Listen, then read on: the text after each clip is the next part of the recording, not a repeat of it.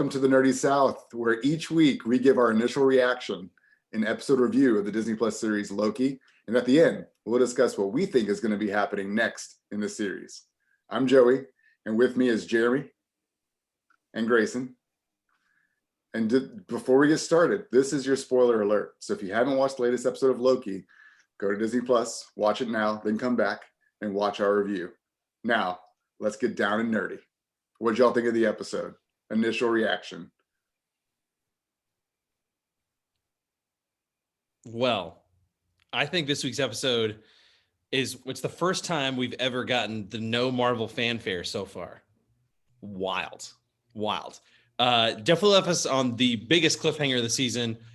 We got a lot of revelations in this week's episode. I'm enjoying it. This is the biggest like head scratcher episode so far, I think. Yeah, for me, it was kind of, I don't know, the episode didn't engage me that much. I wasn't a huge fan of this one. I don't know if it was just the lack of, I don't know. I always have trouble with what I call kind of throwaway episodes. Like they advance the narrative a little bit, but, they spend a lot of time on this planet that's being destroyed. So it has no bearing on the greater storyline, and so I don't know. I don't really know how I feel about it. I just watched it before we hopped on here. Me too. And I don't know how I feel about it. Joe, what do you think? Well, right now we don't know if it has any bearing on the greater storyline. I agree. I didn't really enjoy this episode as much as I enjoyed the first two. It was just a little slow. I guess I don't really care about the villain yet, or this Sylvie character. But I'm really intrigued to see what's going to happen. Obviously, this is a planetary destruction that's happening on this planet, and they just kind of ended the episode. There was not really there was a cliffhanger because the shuttle got destroyed, but they just kind of didn't really end the episode. It just kind of stopped playing. Yes. Usually there's like some like build up to something, but like it just kind of ended. So I mean, that's kind of how I felt about the whole episode. It just kind of happened, and I was watching it just happen, and that's pretty much it. It was, for me, it wasn't as exciting. We saw some more Loki powers I didn't know he had, but yeah, I'll get into some of my theories about why we're starting to see some new powers come through in a little bit. But yeah, overall, it felt like a filler episode for sure, getting us to the midway point. Yeah. The advancement of his powers, I've never seen him move something like a building with his mind. I've also never seen him throw something out of his hand. Never seen that and it was green. And I know that Loki's powers usually are green, but it got me thinking, the only other time we've seen somebody control things when we hadn't seen it before was Thanos with the Infinity Stones. Right. So then I started thinking, did Loki nab the time stone that he picked up in the first episode? Did he grab it and hold on to it? And is that the green power that we're seeing him thrust at people, or the power of being able to hold the building? Yeah, I mean, he didn't really lift the building. It's almost like he reversed the time of the building falling. Right. Which does kind of lean into your theory there, Joey. That would be super interesting. I think like there's very limited ways they can write themselves out of this, like get themselves off this apocalyptic moon crushing planet situation. So, I mean, like the time stone makes a lot of sense. If he stole the time stone, what other stones did he steal? Or did he only steal the one? Well, so I went back because I started thinking about this. I was like, how did he have this green power all of a sudden to shoot people with green power? He never had that before. He always used daggers. He always shot daggers out. That was kind of the thing that he used when he was fighting. And he had his daggers, but I'd never seen him use a green burst of energy before. And so I was like, huh. So I went back to the first episode, and I saw that when he picks up the time stone in the drawer full of unused Infinity Stones, it cuts away to the reverse angle of him. You don't see if he's still holding it or not. and you never see if he puts it back down. I think he grabbed one. I think he grabbed it, he put it in his pocket or whatever he had, and that's what he's using. And I think we're going to see him reverse a planetary destruction, and that's going to just like really mess things up even more than they already have, in order to get back on the because you notice like everybody else either dropped or ran away at the end, right. But he just kind of stood there and looked at it like, oh dang, I wasn't expecting that, and then he was like, I could fix it. So I think there might be something. I mean, it wouldn't be the first time. The other obvious, right, it wouldn't be the first time he nabbed an Infinity Stone. The other obvious thing is Mobius just shows up and saves them. That would be an obvious fix of them getting off the planet. But yeah, so then the TVA would show up because it would have created a branch off the timeline. But then I started thinking, is the TVA going to even care right now? Because Sylvie set all those reset charges off in however many spots on the timeline, and they're dealing with massive branches, probably destabilizing the sacred timeline. So I don't know. I think that they've definitely written themselves into a corner where it's going to have to be an obvious off the planet, somehow. Do we know how many episodes are going to be in the series in this season at least? I mean, if it holds true, it's going to be 6, like Winter Soldier. Falcon and Winter Soldier. If it holds true to the longer episodes, means a shorter season. I'm hoping for more. I think it maybe just be 6. Well, then we're halfway through, so this was supposed to be their mid-season, their mid-season plot thickening. So I'm surprised it wasn't bigger. And this was the shortest episode so far too. Right. Go ahead, Michael. I was going to say, I also thought they talk, you were theorizing about how if they get off in the arc and then it obviously creates a branch. Well, they talked about how they don't really monitor apocalyptic events. So how far after the apocalyptic event do they start to monitor again? So is there like a grace period? Like if they get the ship off, do they have a 30-minute window? Like there's got to be, some odd thing going on. But we got a huge reveal this episode that everybody that works at the TVA is actually a variant. That's insane. That was a theory that we talked about last episode, and that came true. Yeah, that came true. So there are variants. The TVA is full of variants, which means Mobius is a variant. Well, if we can believe what Sylvie says, she is still supposedly a Loki variant. Yes. But it does make sense. It does make sense because the agent that she had captured, she was inside of her memory, and clearly they were on Earth at a tiki bar. Yeah. And so clearly there are some memories. It may not be everybody, but it definitely goes against the Mobius's, distinction that everybody at the TVA was created to work there. Right. Which so that's interesting. If Mobius is nostalgic for the 90s, it would make sense if he was nabbed up by the TVA in the 90s. And that's just the last thing. That makes sense. He does have a fleeting memory of jet skis. I thought that was probably the biggest reveal of the episode, was that the TVA agents are variants. So that leads us to wonder, like, does that mean the supposed timekeepers are not as good as we think they are, or are they, I guess my question is, does Sylvie become, is she more of a character that we can sympathize with?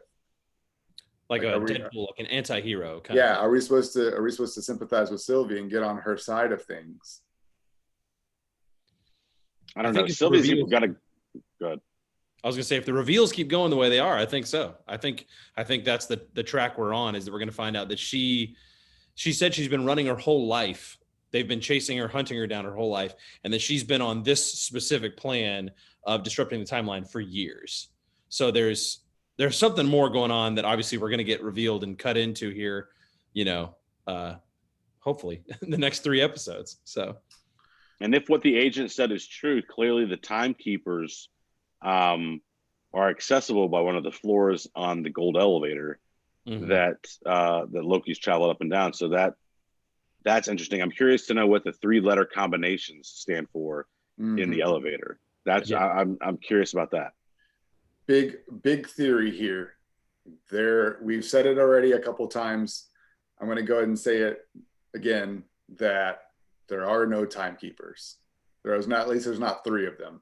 I think there's one person that has been kind of running the show, and I think that one person, I think it's gonna end up being revealed to be Kang, but I think that he's MIA, and Renslayer is the only one that knows he's not there, and she's trying to keep things moving, business as usual, except there's nobody in charge.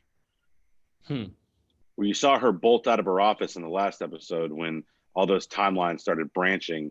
And I was telling Grayson when we were hanging out, if you look closely at the monitor, you can see all of these big Marvel events, MCU events that have happened in the past, however many years, that these reset devices were sent to, Asgard, Ego, just to name two of them specifically, Titan. Yeah. So there are these major events. And so what's that plan? I want to know more about that plan. I want to know who Sylvie is and why she hates hates being called Loki. It seemed like it was a distraction.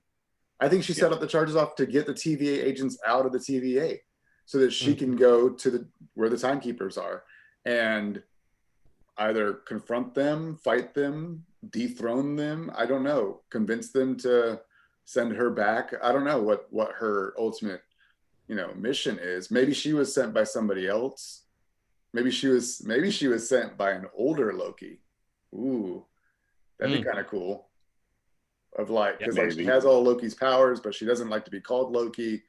She's calling herself Sylvie, and so maybe she's not actually a Loki variant, but she was maybe she was given powers like Loki was given powers by his mom, the magical abilities. Maybe an older Loki variant gave this girl powers, and he's trying to upend the TVA through her.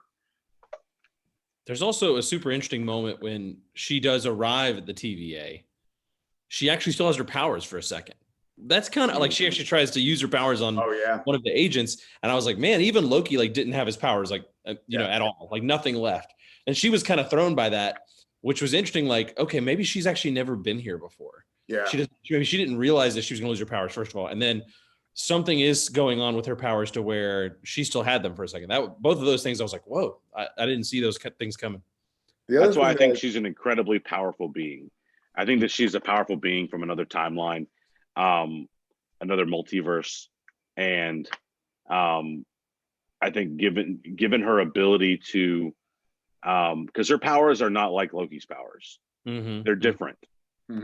And the fact that they're different, that he doesn't know how to do what she does, and she can't do what he does, leads me to believe that she's not really a variant of Loki.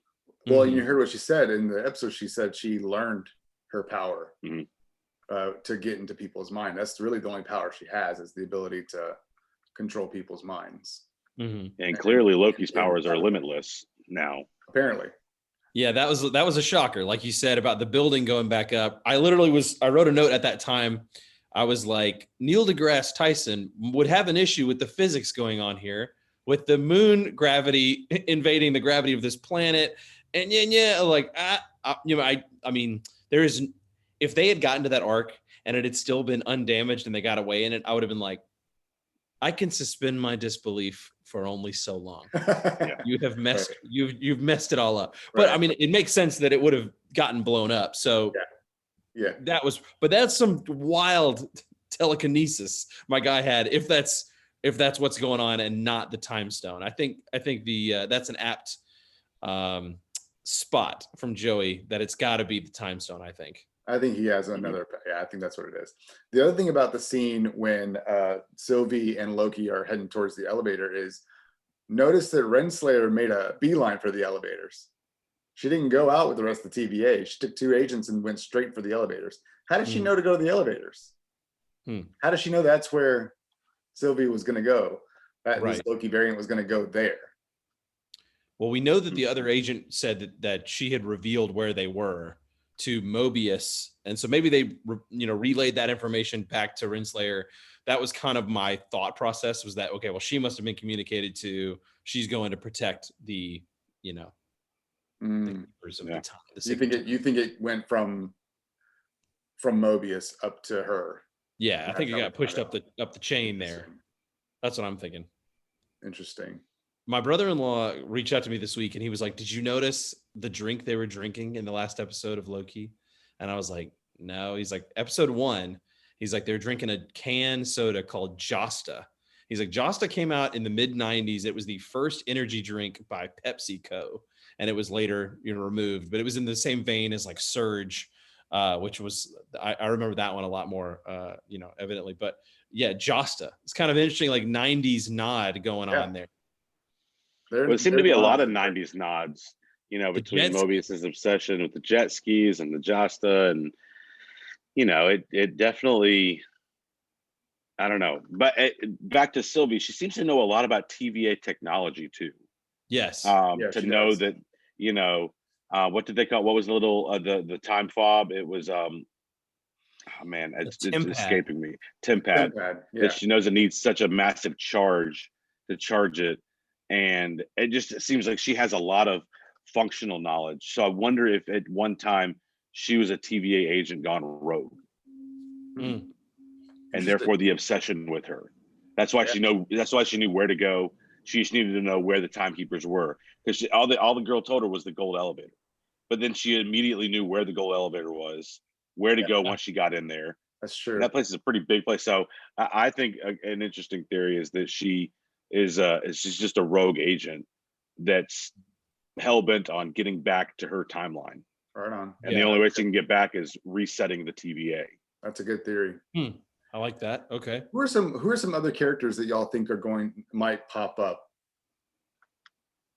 I mean, I feel like Doctor Strange has got to pop up because we got the movie Multiverse of Madness coming out. So I feel like, I mean, he's a big one to show up, but I think it would be an obvious one.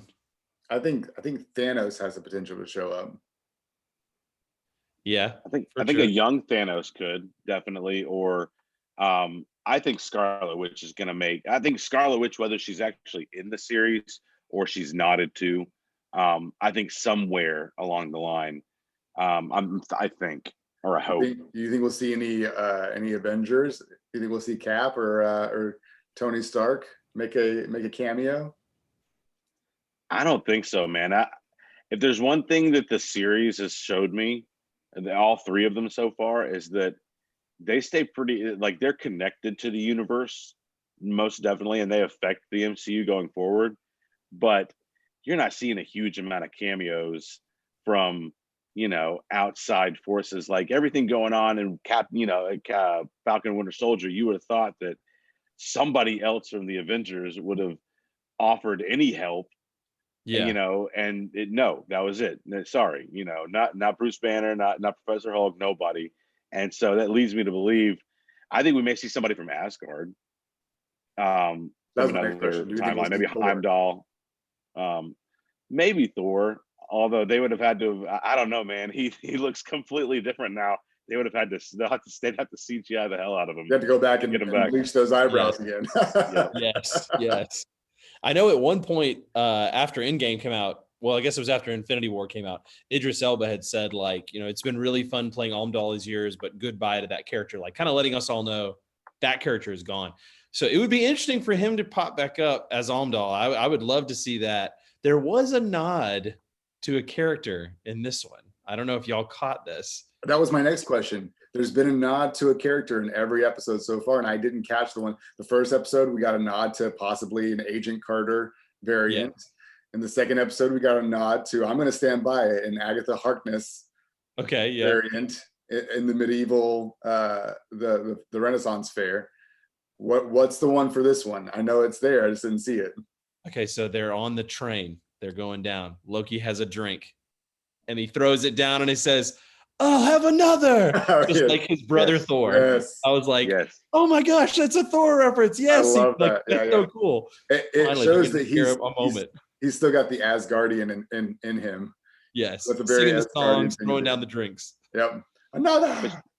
But you know what's funny is like, whenever you would see Thor fight, Thor I clearly displayed massive strength, Right. in everything that he did.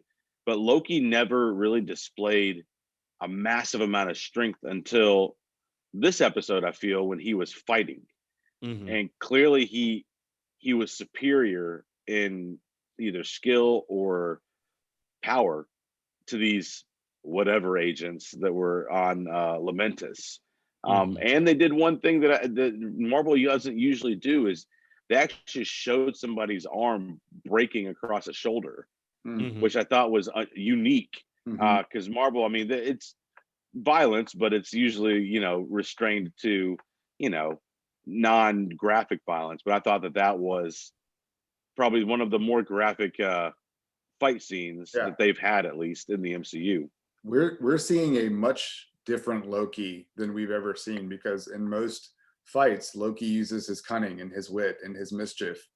He's either somebody else or he shows up behind somebody. In this episode, we saw nothing but brute strength and skill and fighting skill. I mean, he was a little drunk in one of the fights, Yes. and then for another one, he was at the TVA where he didn't have his powers. So, Right. I guess he has to use what he's got, but he hasn't been using a lot of his mischief, right? The holographic characters, and changing into other people. He used it once to get past the guard, which, by the way, if you have a helmet that goes down, Cover your face. why didn't you just Cover use your that? face. Just cover Exactly. your face. Cover your face. I thought there was Yeah. one other interesting thing, like when they're on Lamentus and they're walking through and they pass the older lady's little like shack. It was giving me like Mandalorian vibes for sure. Like at that Yeah. moment, I was like, man, this is super Mandalorian vibes going on. But that the lady that's in there that ends up shooting both of them, she refers to them as devils. Mm-hmm. The intro song for this episode, we talked about it a little bit earlier, is a different song. The song, this titled, is actually Demons by Haley Kiyoko. I may be mispronouncing that name. But yeah, the song title at the beginning is related to demons. So they're kind of playing off this devil's demons, that they're mischievous. They're both understand they're supposed to be mischievous. I feel like it's leading somewhere. We saw a devil in the stained glass in the first episode, which the boy pointed at the devil picture. So there's definitely a lot of comparison to that. They're comparing the Loki variants to demons or devils, which is it's got to go somewhere. I wonder where it's going to go. Absolutely. Well, what do we think it's going to next? There's 3 episodes left. Well, hopefully more, but 3 that we probably know of. I did read an article that said Tom Hiddleston was commenting on the series, and he said episodes 4, 5, and 6 were the turning point in the series for him. Okay. So, all right. So yeah, I think that we're going to see some big revelations come in the next one. Personally, I hope it's not as misleading as when Paul Bettany kept playing up a cameo at the end of WandaVision that was himself. He was his own cameo. Although, in their defense, Doctor Strange was in episode 10 that got axed because of COVID. So that could have been the cameo, but could have been. But it was for a character that hadn't been in the MCU, which was White Vision. But right. Yeah, so I don't know, man. I'd love to see some other cameos from somebody else. I don't know how they play into this specific storyline. When you said cameos, I kind of thought that the one that might happen, because we kind of have, so in the comics, Nick Fury becomes the Watcher. He's watching over the entirety of the universe. I kind of thought, since he's hanging with the Skrulls, becoming the Watcher, and that kind of vibe going on, I wondered if he might show up in this kind of in this kind of idea. He might show up and be like, Kang the Conqueror is screwing with you people. What are y'all doing? We got to get y'all out of here, like that kind of thing. Because he's just been this odd continuing thread through like all these movies now. Has been Nick Fury. So I wonder if we'll get a Watcher, storyline thing going on. I don't know, but I'm definitely anxious to see what happens in the next 3 episodes. I think we might get that reveal about the Time Stone next episode, and hopefully we'll get a nice little cameo. And like you guys said, I need more backstory on Sylvie to really buy into her as either a villain or an anti-hero or whatever she is. I need more. But I mean, I think they're teasing it out on us. But yeah, I don't take credit for knowing this because I've heard it from other sources. But Sylvie, as a comic book character, is part of the Loki comics, but she's known as the Enchantress. And then there's a Lady Loki, which is a different character, where the spirit of Loki takes over Lady Sif from Asgardia. okay, Asgard, the Asgardian Lady Sif after Ragnarok. And okay. so those are two separate characters. And I don't know how they're playing, this idea, because Sylvie was in the comics, Sylvie wasn't a Loki variant per se. She was a different character that was given powers. And Lady Loki is Loki in a female body. So where are they going to go with this? Is it going to be revealed that she's not a variant of Loki? Is it going to be revealed that she is actually a Loki variant? What's the big picture here? Because I'm having a hard time seeing the direction that they're going. With WandaVision, I felt like I can draw a comparison here because like I really had no idea where they're going. Every episode was like, what did I just watch? Right. Every episode kind of led you to the next thing. And with Loki so far, a lot like Falcon Winter Soldier, like it feels like one big episode that they just cut the chapters right out of. And so like I'm finding it hard to follow week to week, knowing like what the big picture is for this, because they're really messing up the multiverse. And I realized that that's going to lead into Doctor Strange and the Multiverse of Madness. The madness has to come somehow. right I didn't know it was going to come in Loki, first of all. Sure. And that means that they have to end Loki on a relatively grim cliffhanger with Absolutely the multiverse. Chaotic cliffhanger. Yeah. So I'm a little worried that I'm not going to really have any resolution at the end of this series. Maybe for Loki's character, but not for the story that they're unraveling right now as a whole. Well, what's maddening is like we know Loki is going to lead into, No Way Home, which leads into Multiverse of Madness. We know like that those three are existing within this multiverse framework. But what's maddening is we're not going to get any of that until December when No Way Home comes out, because every other MCU movie coming out or series has nothing to do with this. I mean, they're either the Eternals, which is a prequel to end all prequels, or it's Black Widow, or it's I can't even think of any others that are Shang-Chi coming out this year. But like none of them are going to touch on this again until No Way Home, which I don't even think is going to touch on Loki. It's going to more touch into Doctor Strange, and so it's just like you're going to be left with this cliffhanger of a season that it's going to be like, I guess we just have to wait. Yeah. Well, I feel like go ahead. Go ahead. I was going to say, I feel like if we're going to get any kind of connectivity between this stuff, it's going to be post-credit scene kind of vibes, like where it's going to be Black Widow, but they've stepped in and filmed a one-day scene that's just going to be a little talking head situation to give us some tethers between stuff. Yep. And that's one thing that the series have done. WandaVision did it a couple times, but like as an MCU patron, like I'm used to the post credits. Like you thrive on that because it gives you either whether it's a preview or whether it's a nod to something else. And WandaVision had a couple of them that were specific to setting up something for the next episode or whatever. But Falcon Winter Soldier didn't have any. And it doesn't look like, because I always, as soon as the credits start rolling, I immediately try to scrub ahead. There's one in Falcon Winter Soldier. Yeah. Yes. At the last episode, he's the other fake Cap is making the shield that's like a janky shield. And you could argue that, but that's the only one. You could argue that Carter at the end, at the very, very, very end, is a type of an end credit scene where she's. Because it happens like right at the very end of everything. Yeah. And then also they Falcon Winter Soldier teased a lot. So they teased what was going on with Agent Carter. I don't remember her, Sharon Carter. Sure. Yeah. And then they teased what was going to happen with U.S. Agent. Right.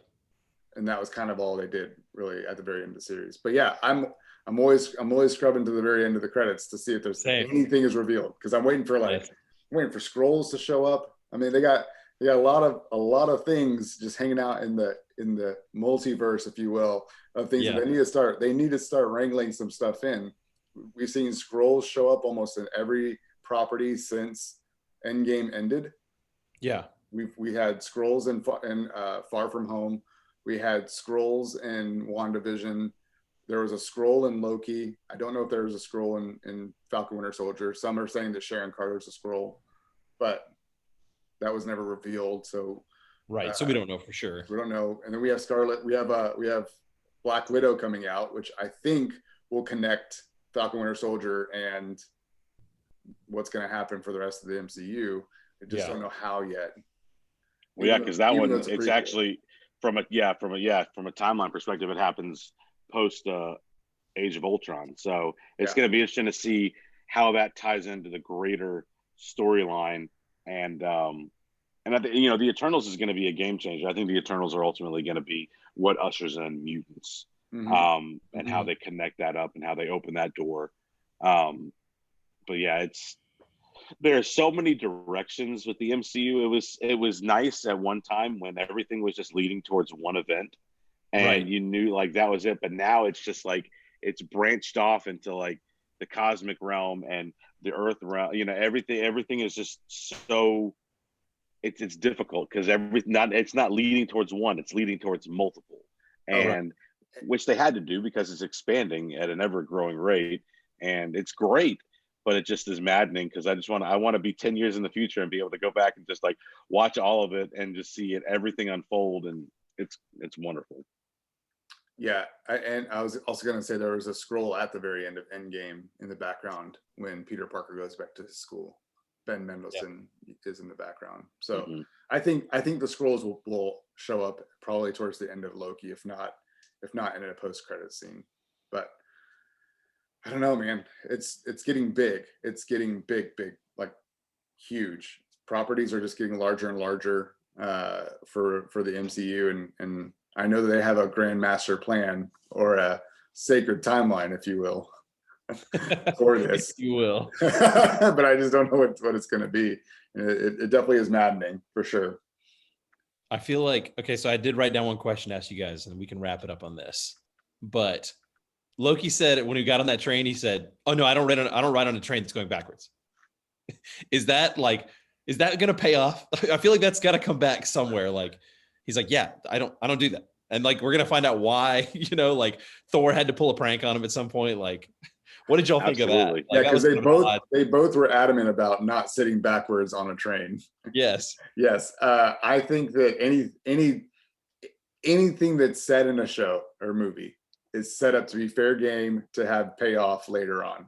Yes. Whether it's a flashback to him and Thor, or even just like if he says something about a practical joke that Thor played on him and he just can never ride backwards on trains. Right. Don't know. That was good. I personally can't ever not face a door. So yeah, in a restaurant, I love having my back to the wall and facing the door. I feel that. Yep, same. I don't like to have like my computer is with facing. I can look at the doorway. I'm the same way. Absolutely. So, any other news around nerd culture? Anybody? I mean, we were talking last night. I mean, it's exciting. It's out there. Michael Keaton has been seen on the set of the new Flash film, Flashpoint. That's super exciting for him returning as Bruce Wayne. I am super pumped for that. It's going to be Bruce fun. Wayne, not Thomas Wayne. Not Thomas Wayne, which is the traditional Flashpoint timeline. Bruce and Martha are dead, and Thomas is still alive as Batman, a much more ruthless Batman. He's shooting people, being crazy. But Flash helps show him that, in the timeline he's from, his son's okay. He makes, a better world, and Thomas helps him return to the proper timeline. So we'll see how Michael Keaton is going to be in this movie, but it's just exciting to have him back. We were even talking about how odd it is to have somebody from a Marvel property who's also in a DC property be doing this hopping back and forth. It's never been done. It's very, very, very odd, but Michael Keaton gets away with it, man. He's a superstar. What are you gonna do? Because no, he's going to be in No Way Home, Yeah. and so to be in a movie at Christmas and then be in a movie in 2022, playing two completely different characters in two completely different universes, And he's going to be in competing comics, and he's going to be in Morbius. Okay. Oh, is Vulture going to make an appearance in Morbius? Yeah, he was in the trailer for it. That's right. I do remember that. Yes, as Toombs. Yeah, he was in jail at the time. So that's right. My man's just skipping around. Michael Keaton's come back. Career resurgence, baby. This is his year, baby. It's not really. I mean, it's kind of news, but it's news. If you're a Star Wars fan and you love The Mandalorian, this is something to be weary about. Pedro Pascal has signed on to be the main character for the HBO series The Last of Us, which is a video game property, and everybody's a little worried that he won't have the bandwidth to do both. And he's already said in interviews that Last of Us is going to be his priority. So I'm a little worried that they haven't filmed Mandalorian season 3 yet. They just finished Boba Fett, Book of Boba Fett filming. They just wrapped on that a couple weeks ago, and I really hope that they'll film season 3 first, and then he can move on and do The Last of Us while Mandalorian season 3 plays out. But I would be so bummed if he leaves Mandalorian, because I've grown to love him. And you don't see his face but like once or twice. But I couldn't imagine now that show running with a different person under the helmet.